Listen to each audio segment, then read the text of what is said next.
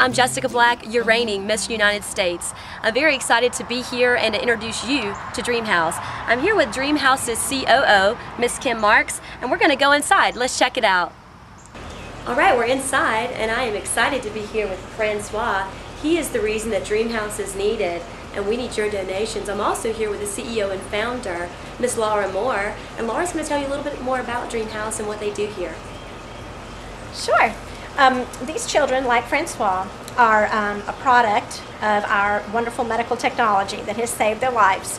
The complicating factor is that their lives are now dependent on that technology for survival.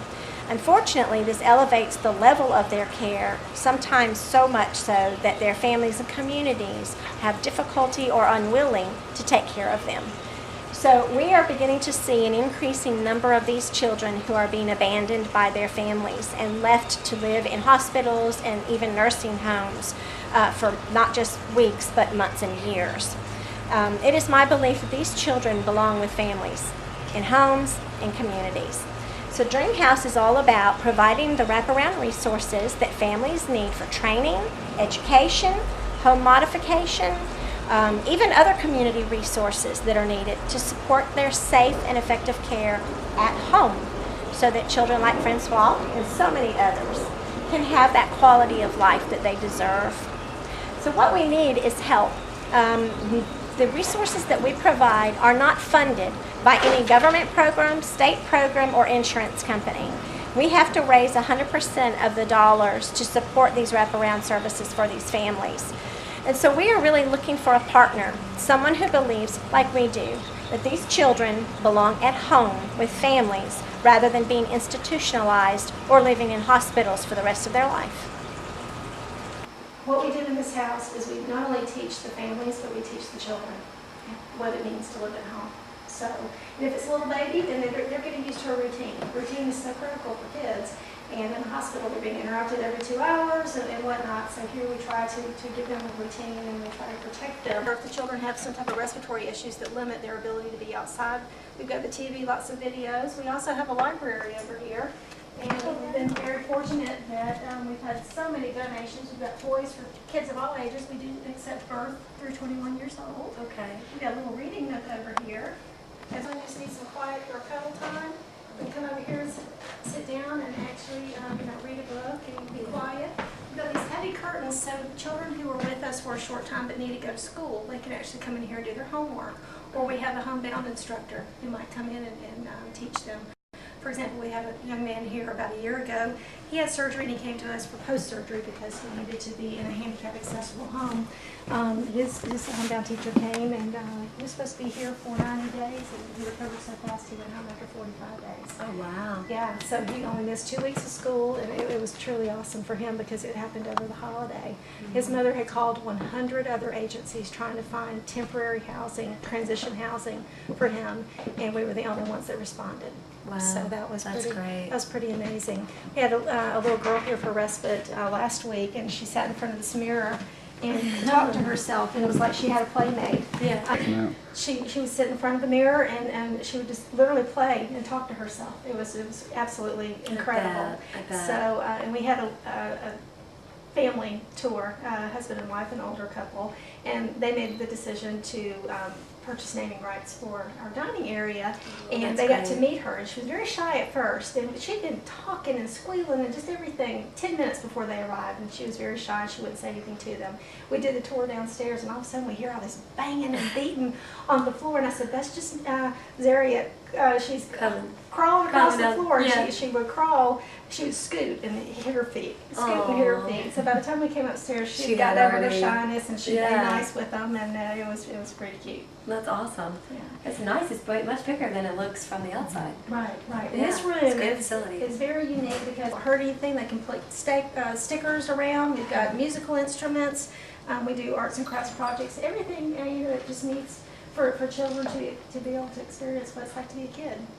We're in the medicine room now, and this is where the nurses prepare all the medications. And we have locked cabinets labeled with the children's names, and that way there's no chance of medicines being mixed. In our refrigerator, if the medicine has to be refrigerated, it's in its own container with the child's name labeled on it.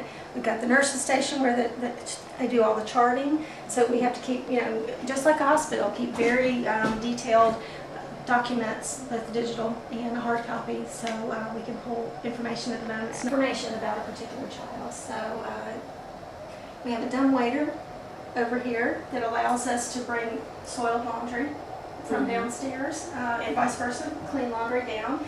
And we have dedicated laundry facilities for the children. We've got another washer and dryer for household type of items. So again, we do everything possible to minimize, that cross-contamination and, because the kids who come here are so very fragile. Any questions about what goes on in here? Because again, this is, where everything is, most of the medicines that we have to be mixed or put together in some form or fashion. A lot of the children who come here are on a G-tube. They're fed through a tube in their stomach or else through their nose, and a lot of their medications are then administered to them that way. Some children come to us, they're on an IV, so we've got the IV. Are you covering all these medications? Services. This is a skilled nursing facility, 24/7 awake, which, and we've got typically 12-hour shifts. And the most that we can have as far as our census is 6 children, and that fluctuates all the time. This is never intended to be a long-term facility because the goal here is that it is step down, hospital to home. Something happens, you obviously love it, take care of it, but for families who adopt a child, who that's not their responsibility and they love them for all of their needs and who they are, those are the heroes to me, because it is 24/7 care. She determined to bring nature into this because the children lack that ability to go outside and experience real life. So she tries to keep everything at eye level for most of the kids so they can experience. It's beautiful. And sense it. It's beautiful. This is a very calming room for the children. This is the type of thing we raise money for because these overhead lifts can run anywhere from $3,000 to $5,000 because you have to go in and you actually have to put supports into the ceilings to be able to do this. And these kids are only as healthy as their caregiver, their parent, or someone else. And if their caregiver's not healthy, and as these kids grow, then it really does jeopardize the children. So we try to make it the home environment as safe as possible. So each one of these are rooms that Yes, we've got four bedrooms in here, and they all have a theme, and this treehouse room was just recently adopted by American Legion, I believe it was 65 in Houston, Georgia. This is a patient in The the very first foster treehouse? child that Laura and White Moore fostered when they decided to test this transition care model came to them for end-of-life care. And we hear the story that she jumped out of the van and ran around the yard, and Laura looked at her husband Mike and said, I don't think she's ready to give up, why should we? And within a year and a half, they have nursed her back to healthy enough health that she could be put on the national transplant list. She's only the second child in medical history to survive 2 back-to-back 5 organ transplants.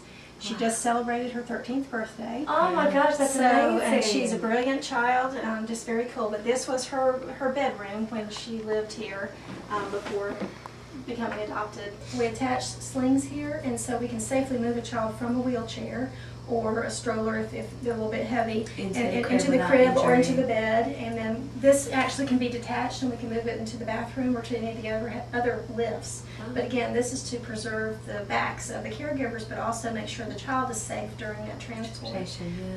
Because nothing can be harmed in here, and the kids can just have fun. And all the activity during the day, is upstairs, and a lot of the activity at night obviously is down here. Everybody has bath time. And we have all kinds of adaptive equipment. So we've got shower chairs, reclining, as well as seating. We've got an adaptive toilet. We've got these mechanical lifts. We can move that mechanical lift. Beads on your shower curtains. Isn't that cool? We had volunteers come in. Yeah, I hated taking a bath as a kid. If I knew this existed, I would like that. And what's cool is these sinks can raise and lower. If we've got a child who's learning how to take care of his or her own hygiene for the first time, or if we have an older kid in a wheelchair, then we can raise it so that child can wheel under and take care of their own needs. And the dumbwaiter system, again, to take the soiled laundry upstairs. But we do have the entire lift system here, so we can.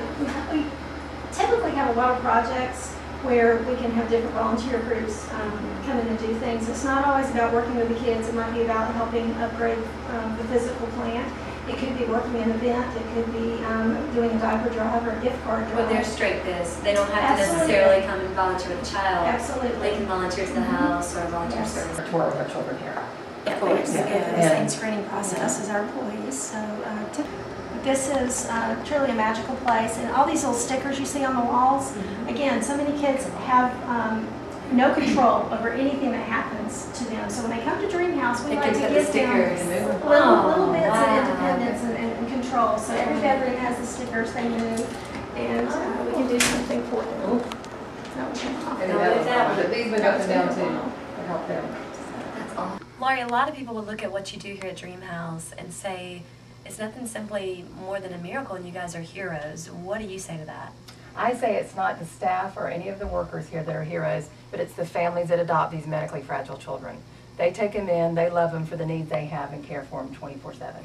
So you have children that come to you who are without a parent, who it's not just enough that you can kind of get them back to health, you can then take them and have them adopted into a family, which I think is amazing. So Yeah. you do, I think you guys are heroes. I would disagree. Well, I don't think that, but we train and educate them so that they can become the heroes because they care for them. The other part are the families who desperately want to bring their children home, and for whatever reason, they have not been able to yet. And this particular facility gives them that chance to learn how to care for their child and have the quality of time outside of the hospital setting to learn what it's like. I can sit on the sofa, I can see how this piece of equipment, I can visualize it in my own living room, or, oh, okay, we're in a bedroom and the beeper goes off and I'm in another room. I can just walk over there and I can see myself doing this. This house is just the first. It's our flagship Family for Keeps Transition Care Home. We hope to have many throughout the state of Georgia. What we've created can't be replicated, so we're really hoping to get a great amount of support so that we can build on property that we already own in Conyers, Georgia, and we have 6 other locations throughout the state of Georgia that we need to be in because there are children down there who need us desperately. So this is our first house, but we need your help because we have many more in the planning on the way. Now that you've seen the magic of Dreamhouse, you understand why every medically fragile child wants to have a chance at home. After watching our video, if you want to go out and donate, you can by visiting www.dreamhouseforkids.org. Go out today and make a donation. These kids can't wait, and this is a chance for you to really make a difference in someone's life who needs it the most.